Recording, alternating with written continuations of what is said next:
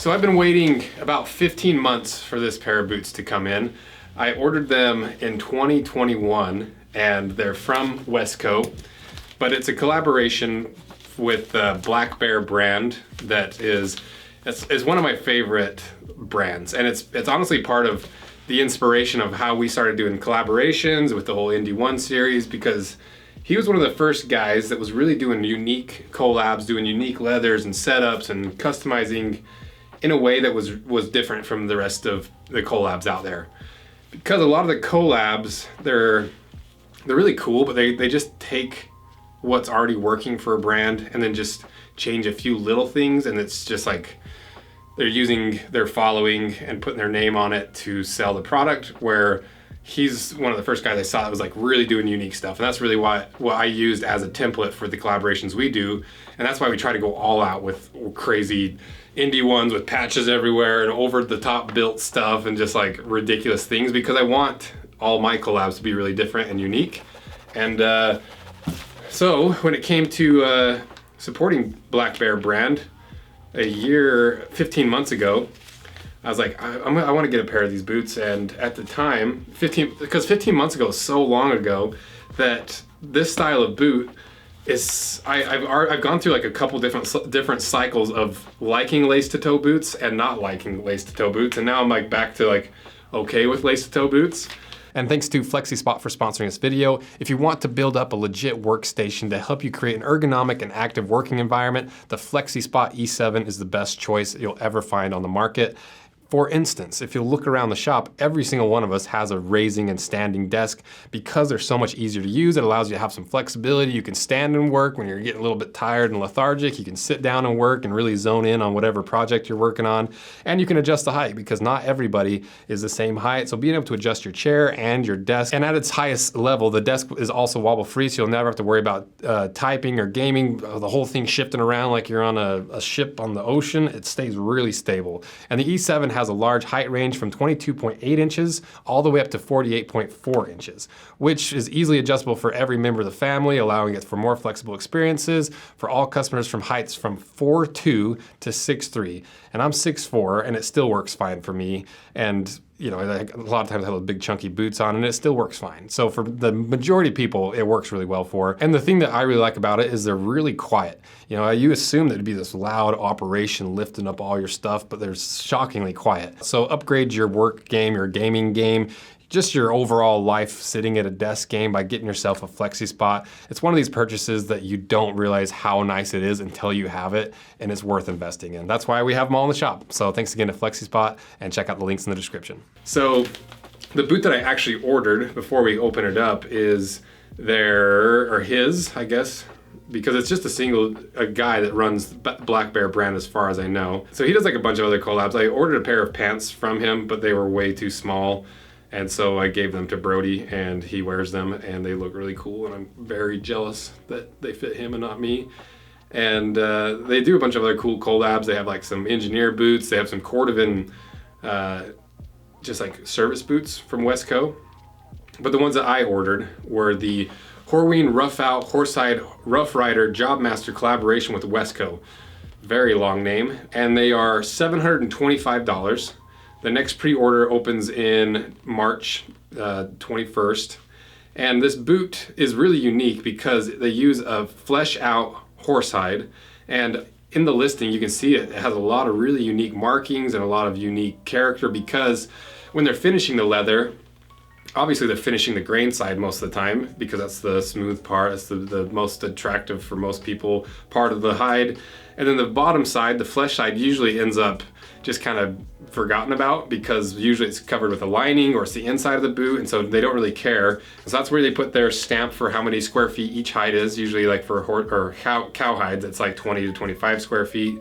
They mark the tannery name, like Horween USA, and then it just has a lot of markings on it because of the way they make leather.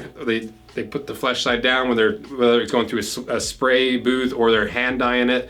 The bottom just picks up a lot of dye and a lot of marks, and so I like that idea of what he's done here by flipping it out. And it's also horsehide, which is really cool, because horsehide, it's more rare, it's a tighter grain pattern, and it's thinner.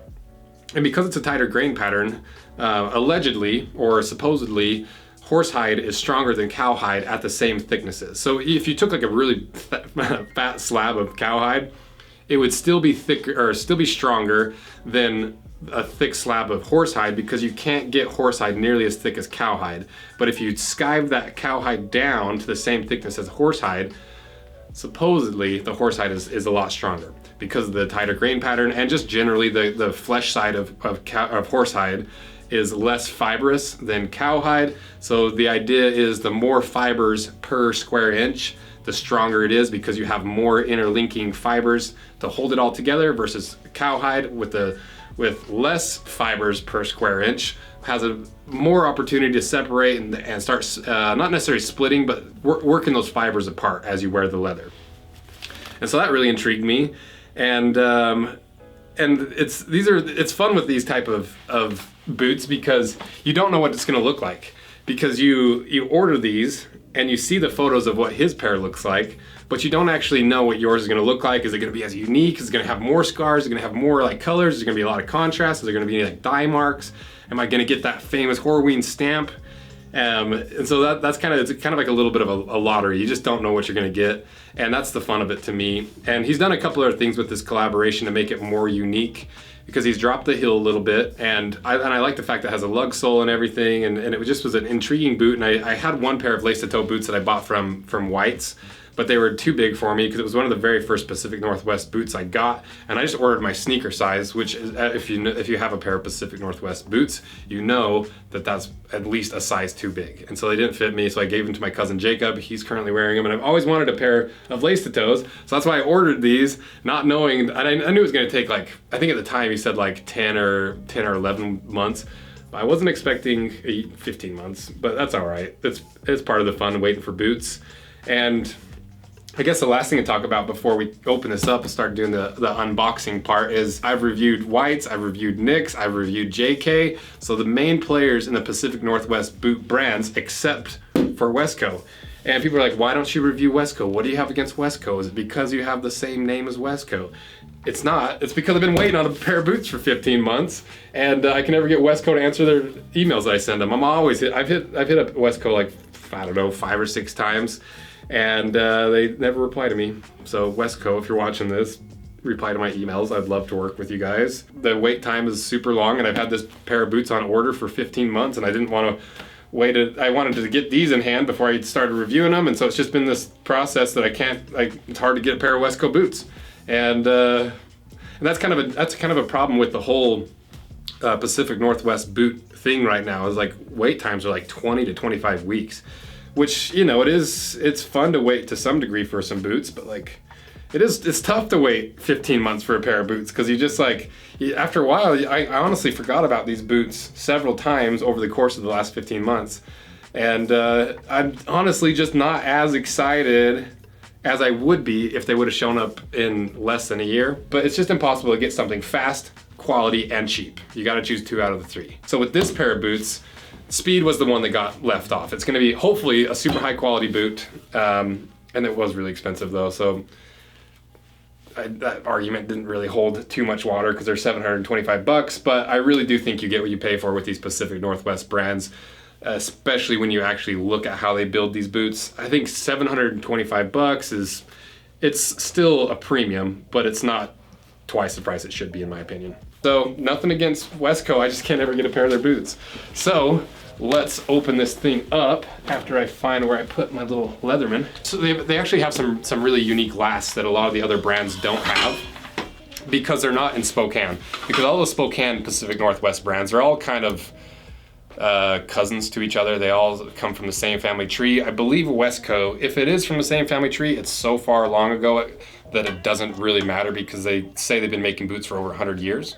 So they're kind of the unofficial cousin of the Pacific Northwest brands, that is an adopted cousin that doesn't really have anything to do with the family, that maybe just hates the family and just puts up with them because they were raised by that family type of situation. Their boxes are set up in a unique way too, because if you notice, they're like what would you call this, a hot dog style rather than a hamburger style, or like they're not a landscape, they're a vertical, whatever that paper format is. And on the box it says, custom job masters. Oh, they didn't, I sent them an email and was like, cause I did the sizing where I traced my foot and everything. Keep in mind, this is over a year ago. And they came back where they said, your left foot's a 10D, your right foot's a 9.5D. And I was like, okay, I'll just go with it. Because I didn't really have enough pairs of like these higher quality boots to really have my own opinion on it. And so I emailed them after like a month or so, or maybe a couple months. I was like, hey, could you just make both of them a 9.5D? I've tried on some boots since then. Could you just make them both 9.5D? And apparently they did not do that, unfortunately. So one boot might be just half a size too big. I swear every time I do one of these videos, they just like they just don't quite fit right. But that's kind of the problem with these custom boots is you wait so long and you invest so much money and you're just gambling at the end of the day and hoping they're gonna fit. So I'm gonna temper my disappointment until I try them on. But cool box, interesting way of doing things. Kind of making the opening experience a little bit different. Oh. Ooh, those are pretty. Check that out. Okay, let me get both of these out. A very, very basic opening experience. Literally the only thing in here is just some of this like really thin packaging stuff. And that's it, no branding. That's actually kind of a surprise. You know, I love the Black Bear brand, but I thought there'd be a little bit more of an opening experience for a premium product that you pay like 150 bucks extra than you would normally for a non-collaboration boot. Kind of a bummer, but I don't care too much about packaging, so whatever, I don't care, I'm over it. Check it out, the Horween, if it'll focus. Very nice autofocus, Sony, killing it. Yeah, well, that's very cool that you can see it, so we'll put B-roll over top, but I've got the Horween stamp. And this says 36, I don't know what that is, FE 21.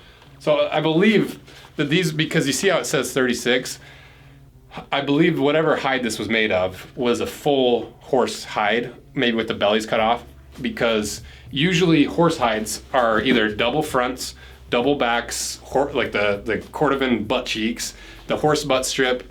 And so I'm not sure exactly where what hide this was from, but 36 square foot horse hide is pretty big. Oh, we did find some packaging. So check it out, the Wesco little pamphlet. Let's see what it says in here. Oh, nice, 100 years, like I said. Cool little history of Wesco, your boot care. Okay, that's good, that's in there. Very nice. What else do we have here? Another boot lacing guide. You'd be surprised at how useful these actually are. A lot of people reach out for questions about boot lacing. And one thing that JK Boots does really well is they send a little like similar to this, not on cardstock, it's just on a piece of paper, and it shows you like the 3 popular lacing styles, and I think it shows like how to fold your tongue with this style of boot. And anything else on the inside? Oops, just build some kilties. Lou, the little babiest kilties you've ever seen. That's funny. I wonder what the purpose of it is for being so small. I guess just for looks, probably more than anything, because if you really think about it, it's only covering this double layered like horseshoe shape right there. So odd kilties, but I like them. The thing I really like about these extreme lace to toe, because like these look very similar to the John Lofgren donkey punchers. You see how short that toe actually is compared to like a normal lace to toe or just like a normal boot. Let me put up my boot. So we'll get this figured out eventually. But you see, I gotta do this side. You see how much room there is here from where the quarter panel comes there. And then you look at this one, see how much further that goes up. Pretty crazy. And the interesting thing about this too is on the inside, as far as I know, most lace to toe boots are double vamped. This one doesn't feel like it though. This one feels like it's a single vamp. So I do like that, because that's one issue I've been concerned about with lace to toe boots, is that they're so thick around your toe box that they're gonna be tough to break in. Yeah, the stitching is interesting, and even the stitching that goes around the stitch down is two-tone. A lot of people don't like that. I'm kind of on the fence about it, if I'm being honest. I like it, but also it looks a little feminine, and I don't know. But this vamp looks very large. I'm not sure if these boots are gonna fit me, especially where this one's a D or a 10. You can see what I meant by him dropping the heel a little bit. Usually there'll be 3 stacks of leather in there, and so that brings that toe down a little bit because he's shortened that. The toe's a little bit more sprung. We got some eyelets, sand speed hooks, fully gusseted tongue, which is out of the same horsehide as the rest of the boot. You know, a lot of like the whites, or actually Nix and JK use a standard leather on all their boots for the tongue. So I like when Wesco and whites use matching leather for their tongues. It just adds a little bit of extra quality feel and quality look to it, in my opinion. And of course, got to get the lug sole because at the time, 15 months ago, I was really hyped on. Let's see, as for the rest of the leather, it's pretty leather, you know. I thought there was gonna be a little bit more variation in the colors and tones and stuff, but like I said, that's kind of the lottery of it, is you just don't know what you're gonna get. Pretty hyped that I got at least one little Horween stamp there. And you can see just a remnant of the Horween stamp at the toe. And then anything else, like, I'm trying to think if there's anything else you guys might wanna know about this boot. You know, you still got that little logger heel, which I'm not a huge fan of the logger heel if it's a really high heel. On a shorter heel like this, I think it looks nice. It is the Fire Vibram outsole, which I've heard that they're not as durable for everyday wear. They're special formula with a higher melting temperature, so they're a little bit harder and they wear out faster. So I'm not sure why he decided to do that, because there's really no value to an everyday guy with the Red X Vibram outsoles, as far as I understand. Oh, and then you got the Black Bear tag in there. I'm really surprised that he didn't put any like Black Bear branding and stuff in this boot.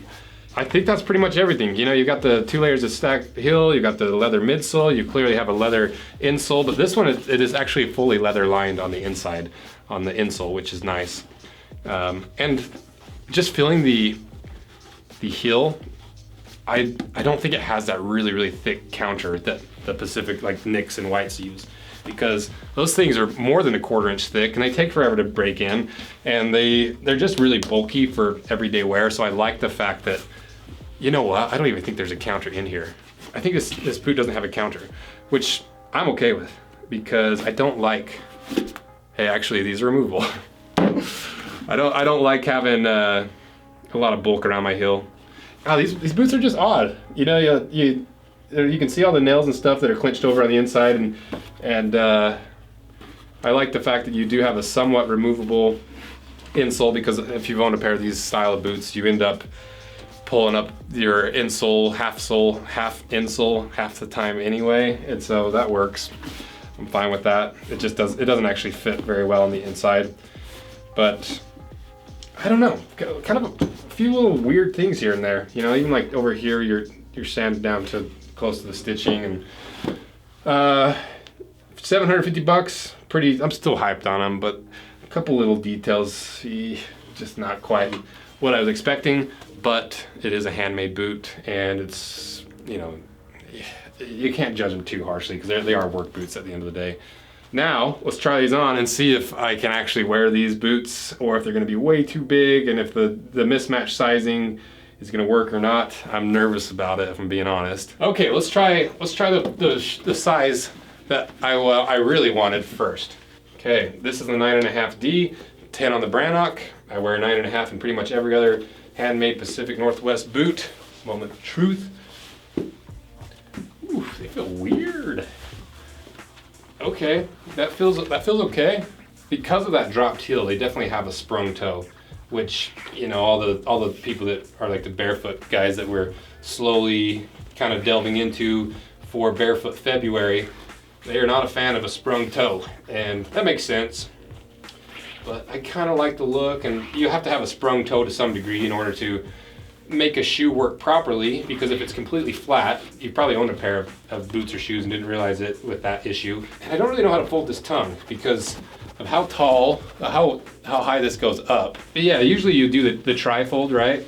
Where you do something like that, but when I do that, it slips the tongue really far to the side. So I don't really know. I'm so confused, Wesco. I don't know what to do, help me. Let's just lace it up and see what happens, I guess.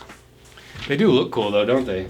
I actually really like I like how sprung the toe is after I have them on, and I like the look of them. I really do. They're growing on me.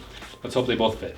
Oh, I forgot the kilties. Oh well, I'll throw it on the next one so you guys can see what it looks like with one kiltie in and one kiltie out. Because with my little dainty ankles, half the time I get these boots that weren't custom made to fit me properly. The upper touches, and it's annoying, and I can't ever get them to fit properly. Yeah, all right. Not bad. Horween on the outside too. That's a bonus. If I run into any leather heads, I'm like, is that a Horween stamp? Okay, not bad. Tell me which ones you like more out of the most recent, like, ridiculous boots that I bought. The Wescos, or the Nyx shell, I think it's Toscano, Italia Toscano shell, something like that. Butchered that for sure. Okay, well now let's try the 10D. I'm nervous because these ones fit really well on the right foot and the 9.5D. Oh, and I laced it upside down anyway. Because what do? Do I go black? Do I go black out? That looks pretty cool, heavy contrast. Or do I go flesh? Oh, we gotta go flesh. It's the only way. Flesh for sure. If you guys like this style of content, I love making it. So support these videos. And I've recently started, not even recently, I did one interview with Jim Green that was like an impromptu interview that ended up being podcast style, and I'm considering starting a podcast just so, because there's a lot of these things that you don't know about the boot world because the CEOs and the owners and the marketing and the brands just don't have time to like put a lot of marketing power behind what's behind the brand. And so I really like the idea of doing a podcast style part of this Rose Anvil 2 channel, just to do that, to meet some of the people, to hang out with them so that you guys can see what they're like in real life and see who's really behind the brand, and tell some of the stories that the brand wants to tell but just never really has the opportunity or the platform to tell it. That's what I want to do. And so if you haven't seen that Jim Green interview, I would recommend going and watch it. So I think you really would like that interview. I think it went really well. Okay, 10. It's definitely bigger. Dang it. I don't know. What do I do? Why does every single one of these nice boots I end up getting, I've screwed it up from one way or another. Dang it. They don't fit. Dang it. What do I do? I can't really order another pair. I don't want to wait. I'll be 40 by the time they show up.